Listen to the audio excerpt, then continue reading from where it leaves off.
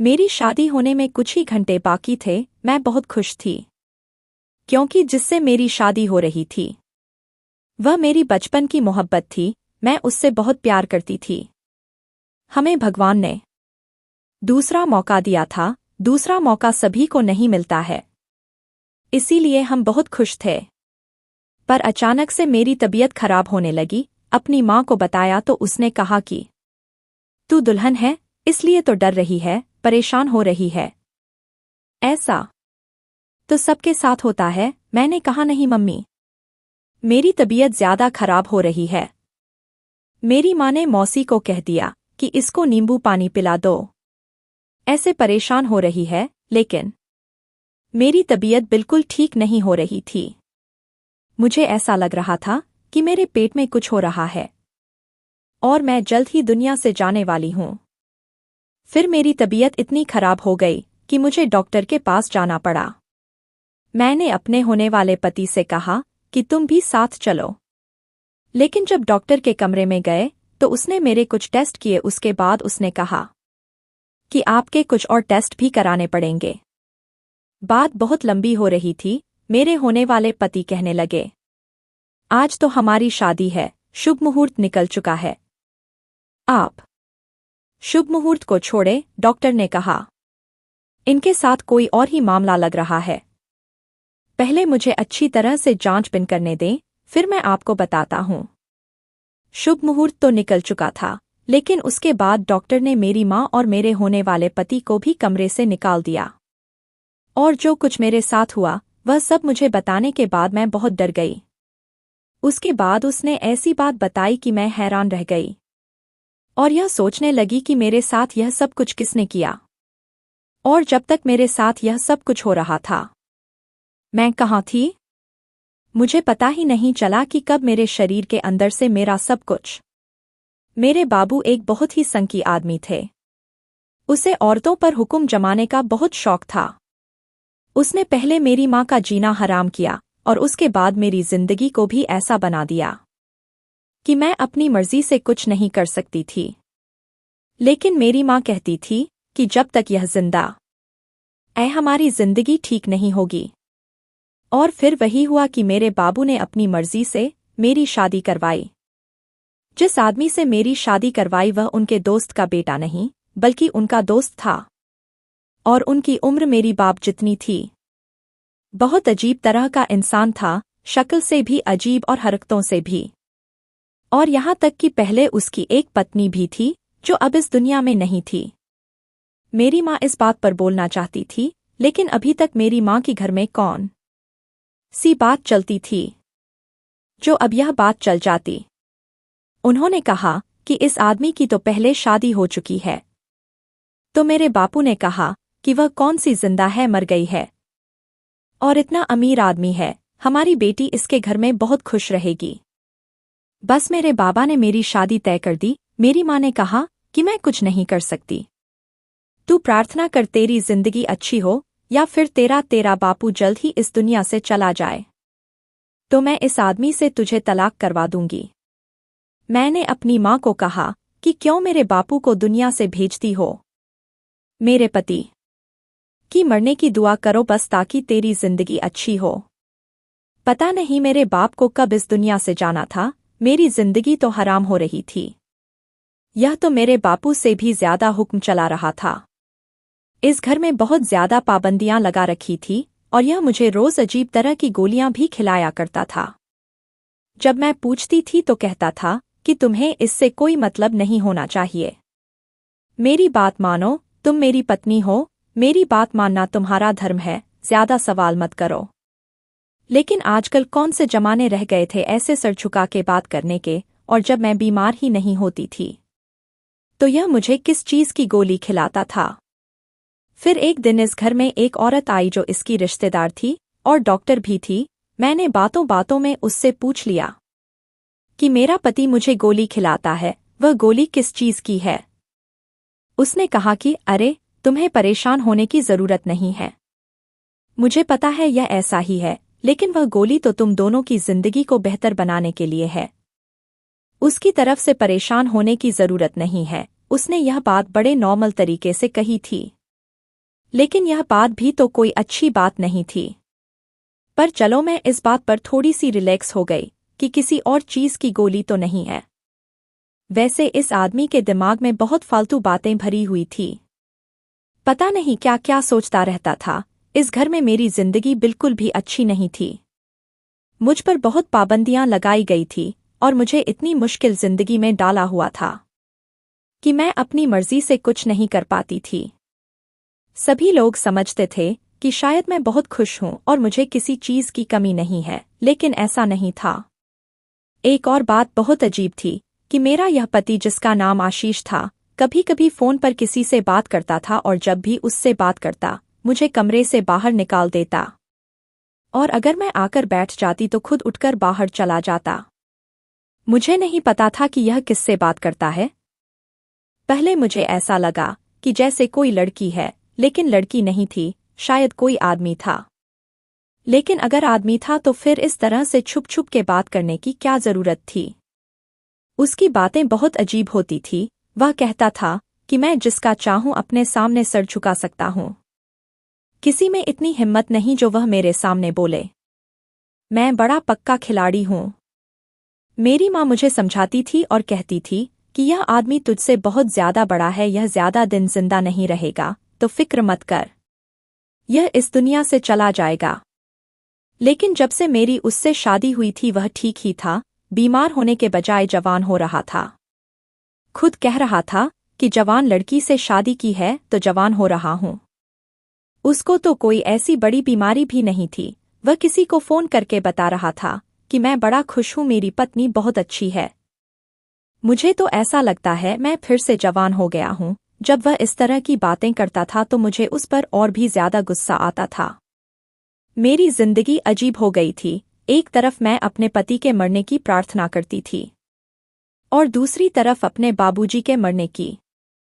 वैसे भी वह कब तक जीते, यह तो कोई जिंदगी नहीं थी। ऐसे कौन जीता है। मैं जब तंग आ जाती थी तो अपने घर आ जाती थी, लेकिन यहाँ पर भी बाबूजी की बातें खत्म नहीं होती थी। एक दिन बाबूजी किसी यात्रा पर चले गए तो मैंने सुख का सांस लिया और अपने पति से कह दिया कि माँ की तबीयत खराब है, इसलिए घर नहीं आ सकती। मेरी माँ ने कहा कि मुझे क्यों बीमार बना रही है, भगवान सजा देगा।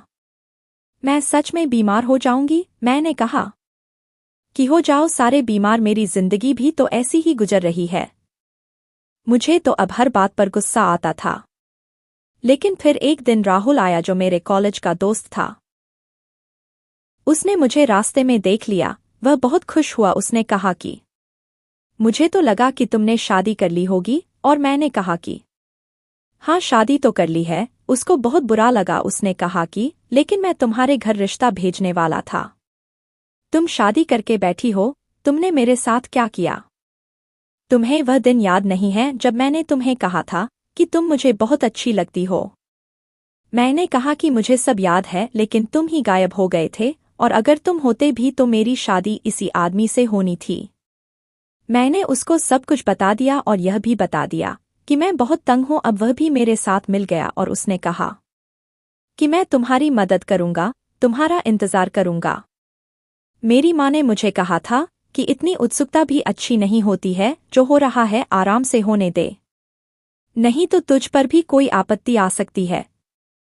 मैंने कहा कि अब इससे बड़ी आपत्ति क्या होगी, शक्ल देखी है आपने मेरे पति की, ऐसा लगता है कि मेरा बाप नहीं मेरा दादा है। अब मेरी माँ हंसने लगी और मैंने कहा कि आप हंस रही हो, तो उसने कहा कि तुम फिक्र नहीं करो, मैंने तुझे कहा ना, वह तुझसे पहले ही इस दुनिया से जाएगा। मैंने कहा कि यह तो बच्चों वाली बातें हैं, कभी कभी जवान लोग पहले मर जाते हैं और बूढ़े लोग जिंदा रहते हैं। लेकिन मेरे पति को अचानक क्या हुआ है यह मुझे समझ नहीं आया। उसने मुझे कहा कि हम लोग हिमाचल चलते हैं, बहुत अच्छी जगह है, वहां पर 1-2 महीने गुजरेंगे। मैं नहीं जाना चाहती थी, पर मैं इनकार कैसे करती। मेरी माँ ने कहा कि जाना पड़ेगा। मैंने कहा कि हिमाचल जाना तो मेरा सपना था, लेकिन इस बूढ़े के साथ जाने का मेरा कोई शौक नहीं था, और वह मुझे अपने साथ लेकर क्यों गया, इस बात पर मैं अभी तक हैरान हूं कि 2 महीने कैसे गुजर गए पता ही नहीं चला। मुझे कोई भी पूछता कि वहां जाकर क्या किया, कैसे वक्त गुजारा, तो मुझे कुछ पता ही नहीं होता था। ऐसा लगता था कि मैंने सारा वक्त सोकर गुजार दिया था। मुझे इतनी नींद आती थी कि मैं सुबह 12 बजे उठती थी और 8 बजे फिर सो जाती थी, और बीच में सिर्फ खाना खाती थी या फिर अपने पति के साथ थोड़ा समय बिता लेती थी। पता नहीं यह कैसा टूर था। मुझे तो ऐसा लगा कि जैसे वक्त बहुत जल्दी गुजर गया। मैं वापस आ गई। पीछे राहुल मेरे लिए बेचैन हो रहा था, क्योंकि वह मुझसे बात करना चाहता था। मैंने भी उसको अपना नंबर दे दिया और कहा कि हर रोज बात किया करूंगी, बिल्कुल पहले की तरह। और इस तरह बात करने से हमारा प्यार बहुत ज्यादा बढ़ने लगा और हम लोगों ने तय कर लिया कि बाकी की सारी जिंदगी एक दूसरे के साथ गुजारनी है। मुझे राहुल ने यह भी कहा कि तुम्हारा पति बहुत अमीर है, उसको किसी तरह इस दुनिया से भेज दे, है तो फिर सारी दौलत भी हमारी हो जाएगी और हमें कभी भी काम नहीं करना पड़ेगा। मैंने भी कहा कि हाँ, इतना तो करना ही होगा। मैं बुरी इंसान नहीं थी, मेरे भी कुछ सपने थे जिनको मेरे बाबूजी ने कभी पूरा नहीं होने दिया। तो सोचा कि शादी के बाद अपने पति के साथ उन सपनों को पूरा कर लेंगे। लेकिन उन्होंने मेरे लिए पति भी अपने जैसा ही तलाश किया, तो यह उनकी गलती थी, मेरी नहीं। लेकिन मेरे बाबूजी ने मेरे साथ बुरा किया, इसलिए मैं भी ऐसा ही करूंगी। मुझे किसी की कोई फिक्र नहीं है। मैंने अपनी माँ को भी नहीं बताया कि मैं राहुल के साथ ही प्लान बना लिया था, और अपनी माँ को इस प्लान से कब का निकाल दिया था, क्योंकि वह कुछ नहीं कर सकती थी। अगर उसके अंदर इतना दम होता तो वह यह सब कुछ होने ही नहीं देती। लेकिन उसने तो मुझे बाबूजी के सितम तक से भी नहीं बचाया, तो अब वह क्या चाहती थी? वह मौका पड़ने पर मेरा साथ नहीं ले सकती थी, क्योंकि वह बाबूजी से बहुत ज्यादा डरती थी। मैं अपने घर में थी जब मेरे बाबूजी ने मुझे कमरे में बुलाया और कहा कि मुझे एक जरूरी बात करनी है। उन्होंने कहा कि तुम आशीष के साथ ठीक व्यवहार नहीं रखती हो। मुझे पता चला है कि तुम घर पर नहीं बैठती हो, लेकिन यहाँ बैठी रहती हो। देखो, मेरी बात गौर से सुनो। तुम्हारी माँ अपना घर बनाकर बैठी है और उसने सारी जिंदगी मेरी बात मानी है। अगर अब वह तुम्हें यह कहती है कि अपने पति की बात नहीं मानो, तो वह तुम्हारी सबसे बड़ी दुश्मन है, इसलिए उसकी बातें नहीं सुना करो। वह एक बेवकूफ औरत है, वह तुम्हारे लिए कुछ नहीं कर सकती। मैंने तुम्हारी शादी एक अमीर आदमी से करवाई है, और तुम्हें इस बात के लिए मेरा धन्यवाद जरूर करोगी। पैसे से ज्यादा कुछ भी जरूरी नहीं है। तुम्हें पता चलेगा कि एक वक्त आता है जब इंसान को यह बात पता चल जाती है कि पैसा ही सब कुछ है। इसलिए जो फैसला मैंने तुम्हारे लिए किया वह बिल्कुल सही था। अब तुम इस तरह की हरकत नहीं करो। बाबूजी ने तो मुझे बहुत सारी बातें बता दी, मैं तो उनकी एक बात सुनने से भी डरती थी। मेरी शिकायत आशीष ने लगाई थी। मैं आजकल अपने घर ज्यादा आती थी। मैं अपने घर इसलिए आती थी क्योंकि यहाँ पर मैं राहुल से भी मिल सकती थी और बात भी कर सकती थी। और अपने घर में मुझे डर लग रहा था, जहाँ पर आप कोई गलत काम करते हैं तो फिर आपको इस तरह की बातों के लिए भी तैयार रहना पड़ता है। इसलिए मैंने अपने बाबूजी की बातें चुपचाप सुन ली और कह दिया कि ठीक है, आपको दोबारा शिकायत का मौका नहीं दूंगी। मैं घर आ गई। आशीष के साथ अब मुझसे एक पल भी नहीं गुजारा जा रहा था। मुझे उस पर बहुत गुस्सा आता था। राहुल से कहा कि कुछ करो, कोई प्लान बनाओ, उसको मेरी जिंदगी से निकालो। उसने कहा कि बूढ़ा आदमी है, इसको कुछ भी हो जाए तो लोग यही कहेंगे कि बूढ़ा आदमी है, बीमारी की वजह से इस दुनिया से चला गया होगा। तुम फिक्र मत करो, मैं तुम्हें जहर लेकर दे दूंगा, तुम इसको खिला देना और यह दुनिया से चला जाएगा। जहर ऐसा होगा कि किसी को पता नहीं चलेगा कि इसको जहर दिया गया है। आजकल मार्केट में बड़ी बड़ी चीजें आ गई हैं, देख लेना, एक पल में सब कुछ ठीक हो जाएगा। मैंने कहा कि मुझे बहुत डर लगता है। उसने कहा तुम्हें डरने की जरूरत नहीं है, मैं तुम्हारे घर के सामने जो होटल है वहां पर कमरा ले लेता हूँ, मैं तुम्हारी मदद के लिए आ जाऊंगा। हम दोनों ने मिलकर प्लान बना लिया और अपनी माँ को भी इस बारे में नहीं बताया। मेरी माँ कहती थी कि खुद ही एक दिन मर जाएगा और सब कुछ ठीक हो जाएगा, लेकिन अगर वह 10 साल तक नहीं मरता तो क्या मैं 10 साल तक इंतजार करती रहती? 10 साल ही तो मेरी जिंदगी के खूबसूरत साल थे। क्योंकि इसके बाद तो मुझे वैसे ही बूढ़ी हो जाना था। फिर मेरे अंदर क्या रह जाता? मैं यह समय राहुल के साथ गुजारना चाहती थी। राहुल को बच्चों का बेहद शौक था। वह जब भी बात करता बहुत आगे पहुंच जाता था। कहता था हमारे 2 बच्चे होंगे, एक बेटा होगा एक बेटी होगी। हम अपना घर बनाएंगे। मुझे भी बच्चे बहुत पसंद थे और उससे बातें करके मुझे और भी ज्यादा शौक होने लगा था। वैसे यह पति भी बड़े बेवकूफ होते हैं। क्या इनके दिमाग में कभी यह बात नहीं आती कि अगर अपनी पत्नी को इतना तंग करें और पत्नी उनके खाने में किसी दिन जहर मिला दे तो यह तो एक पल में ही खत्म हो जाएंगे, फिर भी अपनी पत्नियों के साथ पंगा लेते हैं। मेरे लिए भी यह सब करना बहुत आसान था, लेकिन मैं डर रही थी। राहुल ने मुझे अपनी बातों में पूरी तरह से लगा लिया था, या यूं कहे कि मैं उसके लिए कुछ भी करने को तैयार थी। वह जवान था, खूबसूरत था, पढ़ा लिखा था। मैं उसे बहुत पहले से जानती थी, जब हम लोग एक साथ कॉलेज में पढ़ते थे। मैं तो हमेशा यही चाहती थी कि किसी तरह मेरी उससे दोस्ती हो जाए, पर उसने कभी मुझसे खुलकर बात नहीं की। एक दिन उसने कहा था कि तुम बहुत अच्छी लगती हो, और मैं उसकी बात का मतलब नहीं समझी कि उसकी बात का मतलब क्या था। और यह था कि वह मुझे पसंद करता था और पहले अपनी पढ़ाई पूरी करके कोई अच्छी सी नौकरी करना चाहता था और उसके बाद मेरे घर रिश्ता भेजता। लेकिन इतनी देर में मेरे दुष्ट बाबूजी ने मेरी शादी करवा दी। वैसे देखा जाए तो मेरे साथ कितना बुरा हुआ था। अगर मेरी शादी आशीष से नहीं होती तो आज मुझे यह सब नहीं करना पड़ता। लेकिन फिर वही बात कि अब मेरे पास इतना समय नहीं था। पहले ही मैंने आशीष के साथ जो समय बिताया था, मैं उसके लिए भी बहुत पछता रही थी। काश के वह समय भी किसी तरह वापस आ जाता। राहुल ने मुझे बहुत ही जहरीला जहर लेकर दे दिया और कहा कि बस यह खाने में मिला देना, यह खुद ही इस दुनिया से चला जाएगा। और बस उसके बाद तुम्हें थोड़ी सी एक्टिंग करनी होगी कि मेरा पति मर गया और फिर सब कुछ तुम्हारा हो जाएगा। इस काम में थोड़ा समय लगेगा और बहुत सारी एक्टिंग करनी पड़ेगी, लेकिन एक बार यह काम हो गया तो सारा प्रोसेस पूरा हो जाएगा और फिर हम अपनी मर्जी से अपनी जिंदगी को गुजार सकेंगे। मैं सबके सामने आकर कह दूंगा कि मैं इस विधवा से शादी करना चाहती हूँ और फिर तुम मेरी हो जाओगी। उसकी बातें सुनकर मुझे बहुत अच्छा लग रहा था। वह जो कह रहा था मैं वैसे ही अपनी जिंदगी गुजारना चाहती थी, लेकिन मैं बहुत डर रही थी। 1 हफ्ते तक वह जहर अपने पास लेकर घूमती रही और मेरी हिम्मत ही नहीं हुई। राहुल रोज मुझसे पूछता कि आज मिलाया खाने में, और मैं कहती थी नहीं, मुझसे नहीं हो रहा, मुझे डर लग रहा है।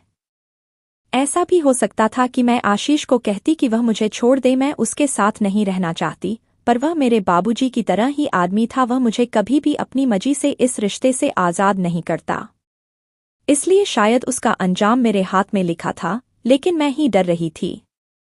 फिर एक दिन उसने मुझ पर बहुत जुल्म किया, मुझ पर हाथ उठाया और मुझे गुस्सा आ गया और मैंने गुस्से में उसके खाने में जहर मिला दिया।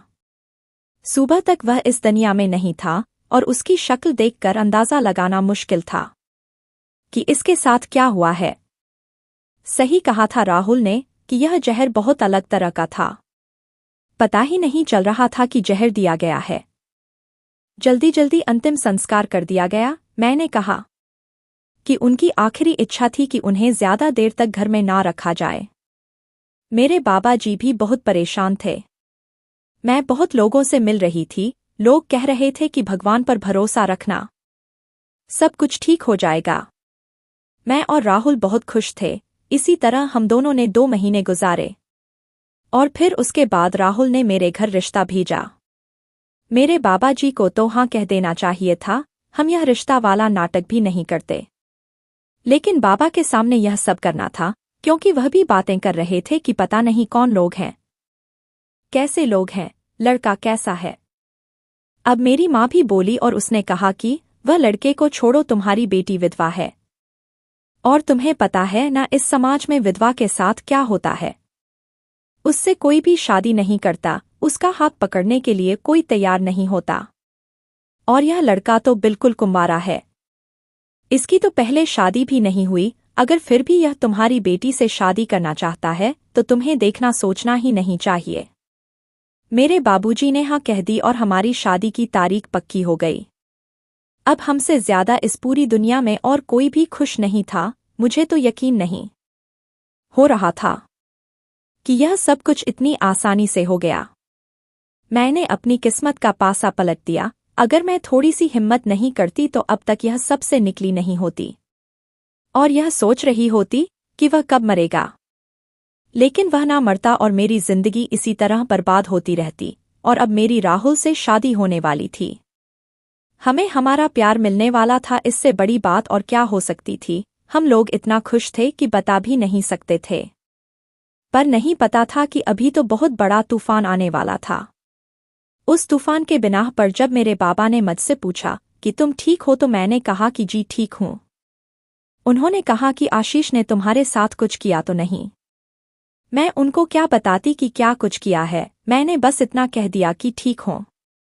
मेरे बाबूजी आशीष को बहुत अच्छी तरह जानते थे। पता नहीं उन्होंने मुझसे यह सवाल अब क्यों पूछा जब वह दुनिया से चला गया। जब वह जिंदा था तब मुझसे क्यों नहीं पूछा कि वह मेरे साथ कुछ गलत तो नहीं करता, क्योंकि मेरे साथ बहुत बुरा करता था। मेरी जगह अगर कोई कमजोर लड़की होती तो शायद आत्महत्या कर लेती, लेकिन यह मैं थी और मेरे पीछे राहुल था, जिसकी वजह से मैंने एक ऐसा कदम उठाया कि अब मेरी जिंदगी में खुशियां भरने वाली थी। हमारी शादी भी सारी रीति रिवाजों के मुताबिक शुभ मुहूर्त निकाल के रखी गई थी, क्योंकि हम नहीं चाहते थे कि अब कोई भी ऐसी बात हो जिसकी वजह से हमारी आने वाली जिंदगी पर असर पड़े। मैं बहुत ज्यादा खुश थी, पर मेरी माँ ने कहा था कि अपने बाबूजी के सामने ज्यादा खुश ना रहना। यही कहना कि मैं शादी नहीं करना चाहती थी, लेकिन फिर भी कर रही हूँ। मुझे तो अभी भी आशीष की याद आती है। यह ना हो कि वह आखिरी वक्त में कोई काम कर दे। लेकिन अब मेरे बाबा ऐसा कुछ नहीं करने वाले थे। मुझे पता था कि वह भी चाहते हैं कि मेरी जिंदगी में फिर से कोई आ जाए, क्योंकि उनको भी पता था कि विधवा से किसी ने भी शादी नहीं करनी थी। लेकिन शादी की तैयारियों का असर था या फिर क्या बात थी। मैं बहुत ज्यादा थकी थकी रहती थी। मुझे ऐसा लगता था कि जैसे मेरे अंदर पहले जैसी जान नहीं है।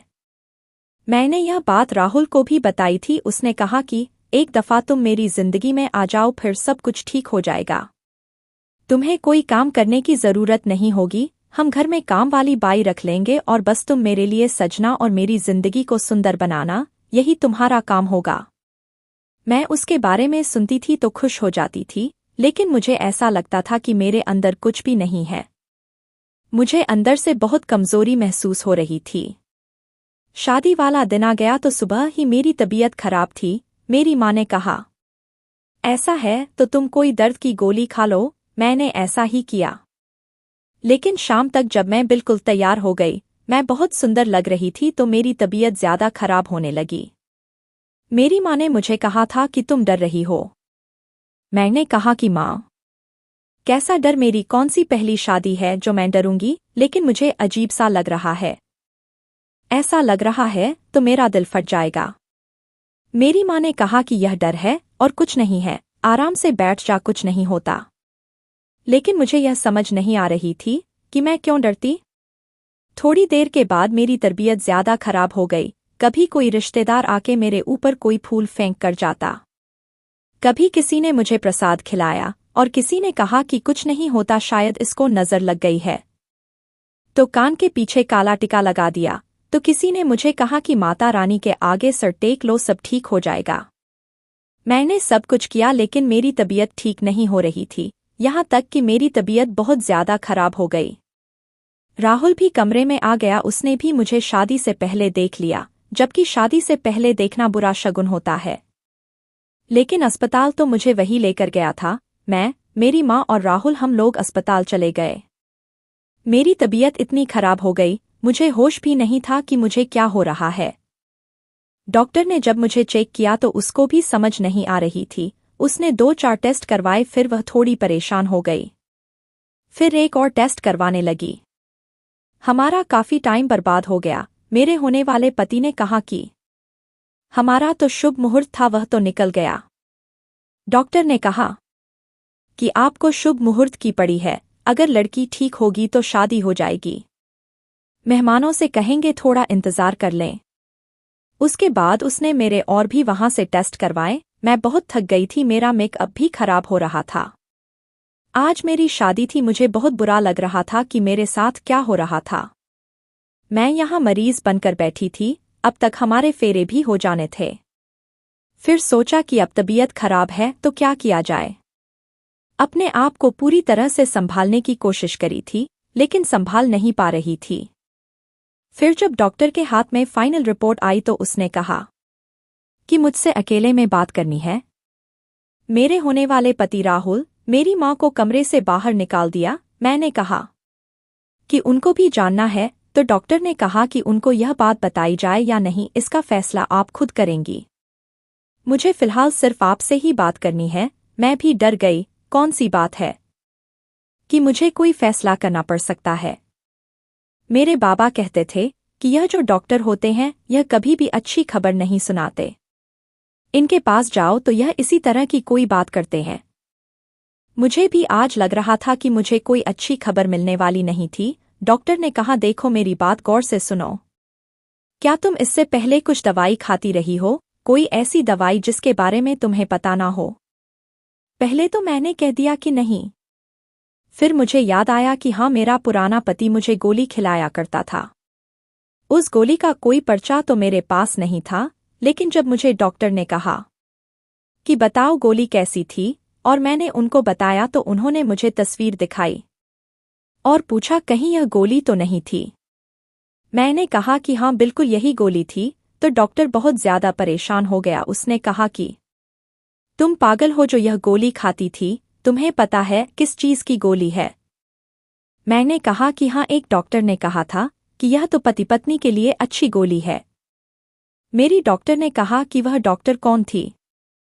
मैंने कहा मेरे पति की रिश्तेदार थी। तो उसने कहा कि फिर उसने झूठ ही बोला था, क्योंकि वह उस वक्त डॉक्टर बनकर नहीं, तुम्हारे पति की रिश्तेदार बनके ही बात कर रही थी। क्योंकि यह गोली खाने से एक औरत का सारा निजाम खराब हो जाता है, और तुम अभी औरत नहीं रही हो। मैंने कहा कि आप कैसी बातें कर रही हैं कि मैं औरत नहीं रही, क्यों, क्या हुआ है मेरे साथ? तो डॉक्टर ने कहा कि तुम्हारा जो शरीर औरत का था वह बिल्कुल खत्म हो गया है। अब ना तुम बच्चे पैदा कर सकती हो, ना ही तुम्हारे साथ कोई पुरुष शादी कर सकता है। और आहिस्ता आहिस्ता तुम्हारे शरीर में और भी बदलाव आएंगे और तुम्हारे चेहरे पर दाढ़ी उगने लगेगी। तुम्हारी आवाज भारी होने लगेगी। तुम्हारे वह सारे हिस्से जो तुम्हें औरत बनाते हैं सब खत्म हो जाएगा। मैंने कहा ऐसा कैसे हो सकता है, आप क्या कह रही हैं कि ऐसी भी कोई दवाई होती है? तो उसने कहा कि हाँ, तुम्हें ऐसी ही दवाई दी गई है। तुम्हें बहुत अच्छे तरीके से मर्दों के हार्मोन खिलाए गए हैं। मैंने कहा कि लेकिन मेरा पति मेरे साथ ऐसा क्यों करता? मैंने तो उसके साथ कभी कुछ बुरा नहीं किया था। मैं ऐसे कोई फैसला नहीं कर सकती। मैं बहुत घबरा गई थी। मैंने डॉक्टर से बार बार पूछा था। उसने कहा था कि यही है जो मैंने तुम्हें बताया है, यही सारी बात है। तुम चाहो तो किसी और डॉक्टर के पास चली जाओ, लेकिन वह भी यही सारी बात तुम्हें कहेगा। डॉक्टर ने मेरे होने वाले पति और मां को कह दिया कि अभी शादी नहीं हो सकती, आप इसको आराम करवाएं, उसकी तबीयत बहुत खराब है। मैं अपने घर चली गई। राहुल मेरे पास बैठा था। मैंने उसे कहा कि तुम भी अपने घर चले जाओ, मेहमानों को संभालो, अपनी मां को संभालो, अभी मुझसे बात नहीं करो। वह भी बड़ा परेशान हो गया, लेकिन मैं उसे कुछ बताना नहीं चाहती थी। मेरी मां जब मेरे पास बैठी तो मैंने उनको सब कुछ बता दिया। वह भी हैरान रह गई और आज उन्होंने सीधा जाकर यह बात मेरे बाबा को भी बता दी। मेरे बाप ने कहा कि मुझे पहले से इस बात पे शक था। वह कहता था जो चीज़ मेरी होती है मैं उसे अपने साथ रखता हूँ, और जब मेरा दिल भर जाता है तो मैं उस चीज़ को किसी और के काबिल नहीं छोड़ता। मुझे नहीं लगा था कि वह तुम्हारे बारे में भी इस तरह सोचता होगा, लेकिन उसकी बहुत पुरानी आदत मुझे पसंद नहीं होती थी। वह इस्तेमाल के बाद उसको खत्म कर देता था, चाहे वह कोई फ़ोन हो, चाहे कोई बड़ा सूट हो या कोई बड़ी गाड़ी हो। जबकि वह चीज़ बिल्कुल ठीक होती थी। मुझे लग रहा था कि उसने तुम्हारे साथ भी कुछ ऐसा किया होगा। तुमने कहा था कि ऐसी कोई बात नहीं है। मैंने कहा कि मुझे क्या पता था कि वह मेरे साथ ऐसा कर चुका है। अब मेरा क्या होगा? मेरी माँ ने कहा कि राहुल को यह सब नहीं बताओ और उससे शादी कर लो। लेकिन मैंने बता दिया। वह कहता है कि इलाज करवाएंगे, पर अभी तक कोई इलाज नहीं हुआ है। अब उसका मेरे लिए प्यार खत्म हो रहा है। मैं बहुत बीमार रहती हूँ, मुझे कुछ भी अच्छा नहीं लगता। मेरी आवाज़ भी बदल गई है, मेरा शरीर खराब हो गया है। मुझे ऐसा लगता है कि राहुल बस अपनी बात को पूरा करने की कोशिश कर रहा है। वह मुझसे शादी कभी नहीं करेगा। अब तो वह शादी की बात भी नहीं करता। मैंने अपने बूढ़े पति के साथ ऐसा क्यों किया था, जो मुझे उसको इस दुनिया से भेजने की सजा मिली? लेकिन उस वक्त तो मैं उसके साथ ठीक थी, फिर भी वह मेरे साथ यह सब कुछ करता रहा कि मुझे अपनी जिंदगी में भी रखा और मेरी जिंदगी को बर्बाद भी करता रहा। अब मैं पता नहीं कब मर जाऊंगी, मेरी जिंदगी का कोई भरोसा नहीं। उसने भरी जवानी में ही मेरे साथ यह सब कुछ कर दिया। क्या किसी औरत के साथ इस तरह करना चाहिए? जो मैंने किया वह गलत था, लेकिन वह तो पहले से ही मुझसे दुश्मनी निकाल रहा था। मुझे तो नहीं पता कि मैं उसके लिए बुरी थी, फिर भी उसने मेरे साथ यह सब कुछ किया कि मुझे अपनी जिंदगी में भी रखा और मेरी जिंदगी को बर्बाद भी किया। अब मुझे पता नहीं मैं अब कब मर जाऊंगी। दोस्तों, वीडियो कैसा लगा कमेंट करके जरूर बताएं। वीडियो को लाइक, शेयर और चैनल को सब्सक्राइब जरूर कर देना। धन्यवाद दोस्तों।